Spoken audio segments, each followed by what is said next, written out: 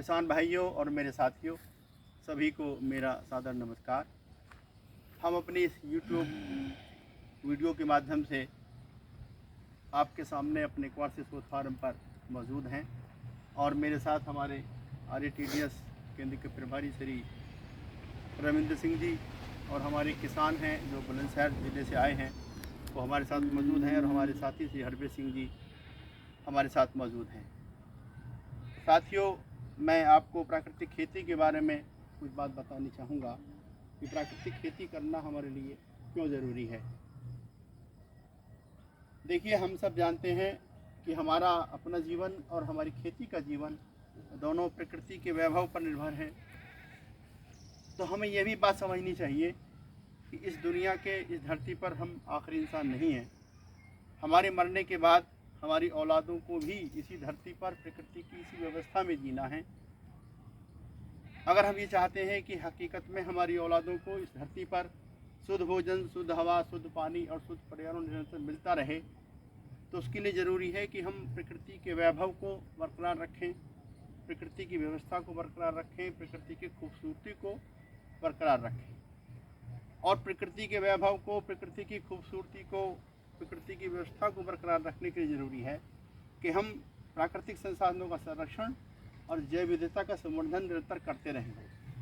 प्राकृतिक संसाधनों का संरक्षण और जैव विविधता का संवर्धन तभी संभव है जब हम रसायन आधारित खेती से अपना ध्यान हटाकर भौतिक संसाधनों की प्राप्ति की होड़ से हटकर और अधिक धन प्राप्त करने के लालच को छोड़कर प्राकृतिक खेती करने की तरफ ध्यान दें। तो साथियों, प्राकृतिक खेती का मतलब है कि प्रकृति की व्यवस्था के अनुसार और प्रकृति की व्यवस्था को बरकरार रखते हुए जो खेती की जाती है उसी को हम प्राकृतिक खेती कहते हैं। प्राकृतिक खेती में किसी भी तरह की रासायनिक उर्वरकों का, फसल सुरक्षा रसायनों का, इंसेक्टिसाइड, फंगिसाइड का प्रयोग नहीं किया जाता, बल्कि रासायनिक खेती में हम सिर्फ और सिर्फ जीवामृत का और घन जीवामृत का प्रयोग करते हैं। तो ये जो आपको खेत मैं आपको दिखा रहा हूँ, ये हमारे फार्म पे मौजूद है। भैया इधर दिखा दें। ये हमने धान की प्राकृतिक खेती का एक खेत है। इसमें हमने धान की पूसा बासमती 1509 प्रजाति को बोया है और ये प्रजाति हमने 7 या 8 जुलाई को इसको रोपाई की थी।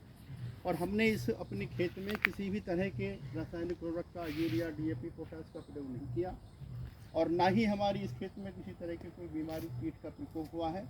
तो इसलिए हमने इसमें किसी भी तरह की इंसेक्टिसाइड का, फंगिसाइड का, विडिसाइड का प्रयोग किया। और इस फसल आपके सामने खड़ी है, इसमें ट्रिल्डिंग भी अच्छी है। एक पौधे में करीब करीब 25, 28, 20, 22 इस तरह के हमारी ट्रिल्डिंग यानी किले मौजूद हैं और बाल आपके सामने हैं। और बाल में भी जो दाना बना है वो भी हेल्दी है, गुणवत्तापूर्वक है और उसमें से एक तरह से सुगंध भी आ रही है। हमारी इस प्राकृतिक खेती में हमारी 1 हेक्टेयर में लगभग 25,000 रुपये का खर्च है, जबकि हमारी रसायन आधारित खेती में करीब हमारा 35-40 हज़ार रुपये खर्च आता है। तो हमारा मतलब कहने का ये है कि हम प्राकृतिक खेती को करते हैं तो इससे हमारी कृषि उत्पादन लागत कम होती है, हमारे प्राकृतिक संसाधन छीण होने से बच जाते हैं, हमारी जैव विविधता बरकरार रहती है। हमारे इस फार्म पे आप देख रहे होंगे हमारी जो मिट्टी है इसमें केंचुआ बरकरार है, गिजाई इसमें मौजूद है और ये रंग बिरंगी तितलियाँ भी इसमें घूम रही हैं, यानी कि हमारी प्रकृति का वैभव बरकरार है। तो मैं ये कहना चाहता हूँ अपने किसान भाइयों से कि अगर हम रसायन आधारित खेती से अपना ध्यान हटाकर प्राकृतिक खेती करने की तरफ ध्यान दें तो इससे हमारे प्राकृतिक संसाधन छीण होने से बच जाएंगे, हमारी जैव विविधता बरकरार रहेगी, हमारी कृषि उत्पादन लागत कम आएगी और जो उत्पादन हमें मिलेगा वो भी गुणवत्तापूर्वक होगा। इसके खाने से हम आप सब जो है बीमारियों से दूर रहेंगे, हमें गंभीर बीमारियों से छुटकारा मिलेगा और जो हम अपनी बीमारी का इलाज कराने के लिए अपनी गाढ़ी कमाई का पैसा डॉक्टरों को देते हैं वो भी हमारी बचत होगी।